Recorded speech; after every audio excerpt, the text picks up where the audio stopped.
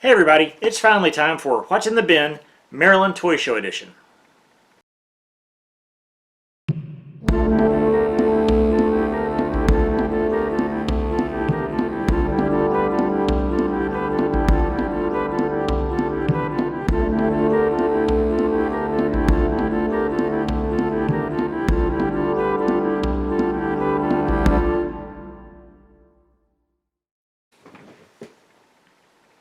Hey everybody, welcome back to another episode of Toy Photography here at Hangar Bay 23. As always, I'm Keith, and I'm very happy to have you along here on this episode. Like I mentioned in the intro, it's finally time for the What's in the Bin at the Maryland Toy Show. For those of you who didn't see the last episode, I picked up a big bin of G.I. Joe, basically Hulks, at the Maryland Toy Show a couple of weeks ago, and wanted to show y'all the stuff that I was able to get. Full disclosure, I've already shot this video once, and when I got it into post-production, I hated everything about it, and that's why this video is coming out much later than what I anticipated. But without further ado, let's hop over and start going through the big bin of toys.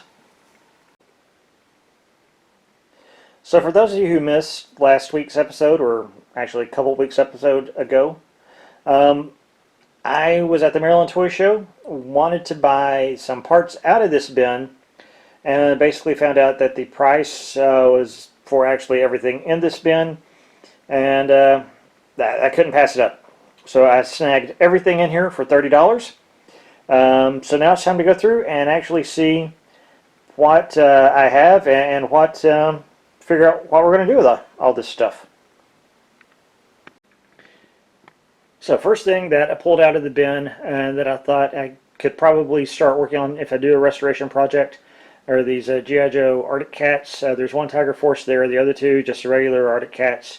So full disclosure, I've already gone through the bin.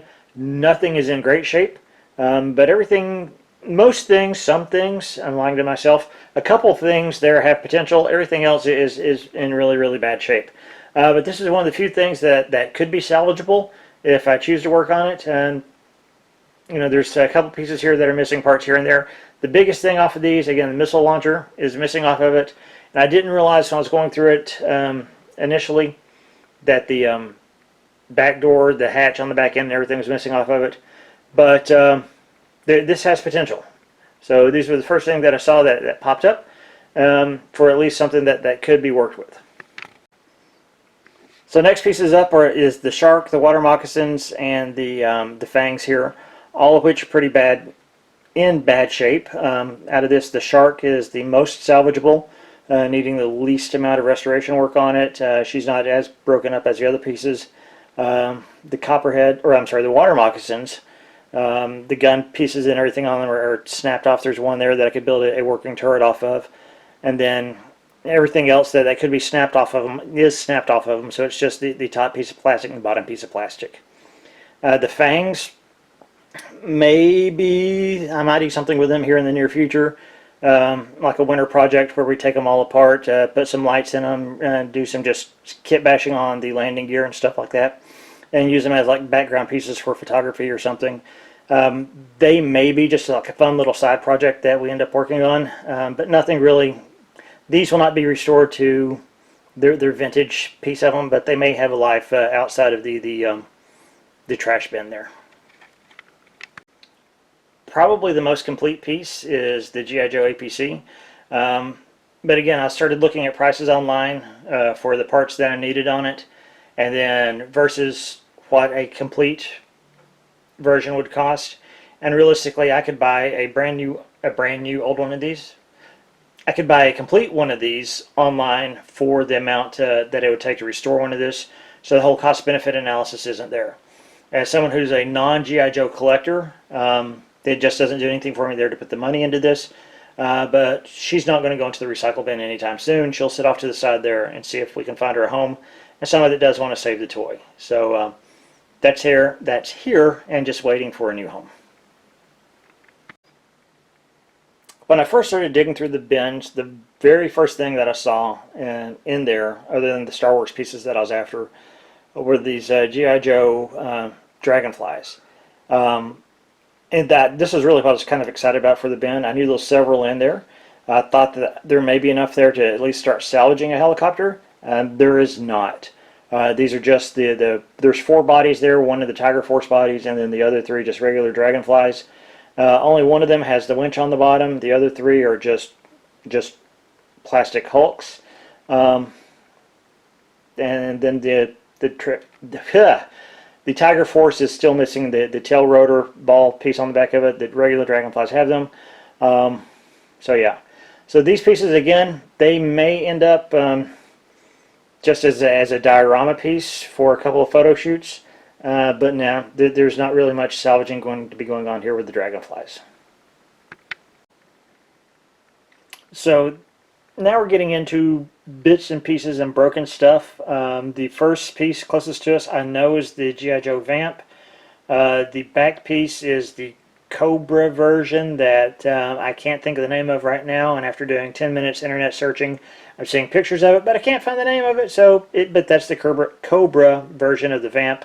I know this by the wheel color and then the copyright dates on the bottom of it. The Vamp is the 82 model.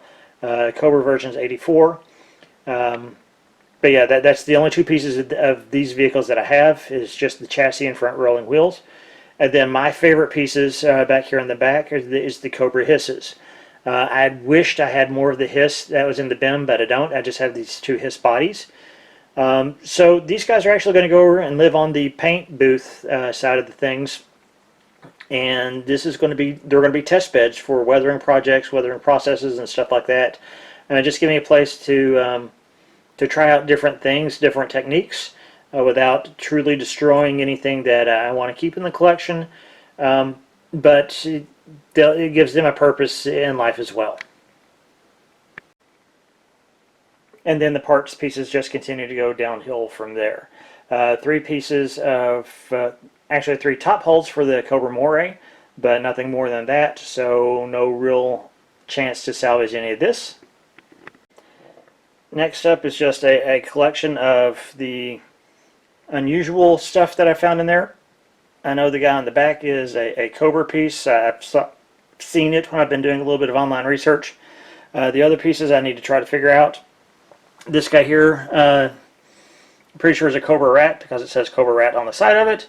But then the other pieces, again, just need to try to figure out what's here and stuff like that. But it's just parts. And then parts. And more parts and more parts and more parts. No clue what that is. It looks kind of neat. I'm pretty sure it's like a helicopter fly thingy or something. Again, not a G.I. Joe guy. I'm a Star Wars guy. G.I. Joe kind of took over Star Wars for me in the late 80s, but I was out of it in just a couple of years. So by the time we get to these bigger pieces like this guy, I'd already, it's kind of like my high school years and stuff, so the later stuff I have no clue about what a lot of the stuff is. I did get a bonus dinosaur, so he's always kind of nifty, so he'll hang out here with us. Look for him in some pictures coming up soon. And yeah, parts. Some more aviation pieces, kind of a take on the F-22. I don't know when that came out to be. This really neat tilt-wing Cobra aircraft was in the bin. Again, there's just the body of that guy. And then the part of the G.I. Joe Space Shuttle Space Station piece was in the bin. I've got the outer shell and then just some inners of the body. But there, again, a lot of pieces there that would need to be replaced. Nothing truly cost efficient or cost effective to begin working on as a restoration project. And the stuff just keeps coming. More parts, more interiors. No clue what that big thing back there is. Again, try to figure it out, but I don't think I'm going to do much with it. This cab piece looks like it kind of goes together, and I think that I may have a front end chassis that goes with that, so maybe one kind of almost sort of kind of piece that I could put together, but not much going on there. But just a lot of interiors that I don't think matches much with anything else that's in the bin exterior wise. Again, last big thing that's in the bin, I have 2 of these guys. I'm not exactly sure which piece it is, but as you can tell, there's tons of missing pieces on it. Missing the canopy here, moved to the back of the aircraft, missing engine covers, missing fins, missing all kinds of stuff. So again, looking online at parts for vintage G.I. Joe vehicles, stuff like that, again, cost effectiveness for restoration of pieces, I just don't think it's there, but somebody else may. So this is also going into the bin, and it's going to be held onto for a little bit, and we'll try to figure out what's going to go on with this guy. Hey everybody, so that's it. Ton of stuff that was in the bin. Not a lot of great stuff G.I. Joe wise to move forward with and try to do anything with. Again, the only reason I bought the bin was for the vintage ATST that was in the bin. I was lucky enough to find this ATST as I was digging through the bin. Had her body in there, the legs were in the bin. So the big main components of the ATST were there. Just a little bit of internet searching to get her home and get her complete, and now she's sitting on the on my Star Wars shelf as a complete vehicle. So that was salvaged out of the bin. Again, I'm a Star Wars guy, not a G.I. Joe guy, but for the price, I thought it'd be worth just rolling the dice to see if there's anything in there that's going to be worth salvaging. And yeah, I'm not very optimistic about it. But for those of you who didn't see the last video, it will be attached to the end of this video for the Maryland Toy Show. And just a little backstory on this guy. I was trying to buy the ATST out of the bin. I thought it was slightly overpriced. I was going to try to haggle with the lady at the desk, and that's when she said, no, it's not $30 for items in the bin. It was $30 for the entire bin. So everything that you saw, plus the ATST that's sitting on the shelf, and the bonus dinosaur, all for $30. So I thought that was worth seeing what was in there for everything. As you can see, a whole lot of nothing, but the ATST is in the collection now, so not a bad day. Not a great day, not a win, not a loss, so we'll call that one somewhere in the middle.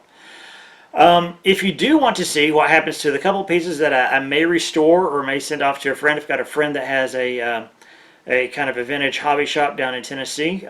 We may send some stuff down to him, see if he can find homes for these pieces that do have potential.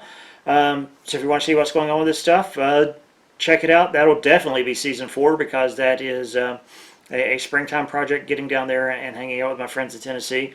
But please do the whole like and subscribe thing. I greatly appreciate it. For our new subscribers this week, we broke 300 subscribers on the channel, so thank you all so much. I really do appreciate having you here. Again, for the folks that have been with us for the past 3 seasons, again, I really do enjoy putting these videos out, so thank you all for staying with us for these videos. It really means a lot to me seeing the channel grow. I know it's just baby steps in the channel growing, but the channel is growing, so thank you all for everyone who's joining us. Yeah, moving forward with it, with stuff like that. Speaking of moving forward, work trip next week, which is going to be awesome, because I just ordered pops specifically for this work trip. If you're following us on Instagram, if you're not following us on Instagram, first off, you should be following us on Instagram, because that's where a lot of the toy pictures are popping up. And for some reason, I'm on a pop kick right now, and I've shot pops exclusively for about the past 6 months or so. But I've got a work trip coming up, someplace nice and warm and tropical.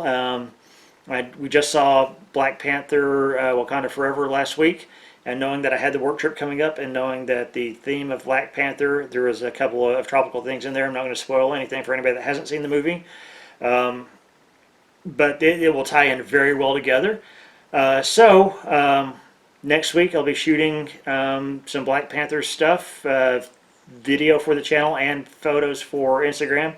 If you want to see all that stuff and see the final products off that, our Instagram and everything right here is all right there. Very, very simple. Everything across our socials is at HangarBay23. Instagram is probably our biggest piece that we use, but we're also on Facebook, also on Twitter. And then you're watching us here on the YouTube. So again, thank you all so much for spending this time with us. I hope you enjoyed looking at the bundle of molded plastic that I bought for $30 a couple of weeks ago. Again, maybe saving a couple of pieces out of it, maybe finding some new homes for a couple of pieces out of it. There's some pieces in there that I don't think are salvageable. We'll see what happens to them if they end up in any dioramas or anything like that. Some background pieces for some 6-inch figures coming up next season. Who knows? We'll figure it all out. It'll be a fun journey. I look forward to sharing it with y'all. Again, please like and subscribe if you want to see where that goes. If you have suggestions for anything, please drop them in the comments below. If you notice some of those bulk pieces that I wasn't really sure what they were, please drop that in the comments down below too. I look forward to seeing what we have and hearing from you on these videos. Until next time, y'all be safe. Look forward to talking to you again soon. And now, still looking for a catchphrase on the exit. So, talk to you again soon. Y'all have fun.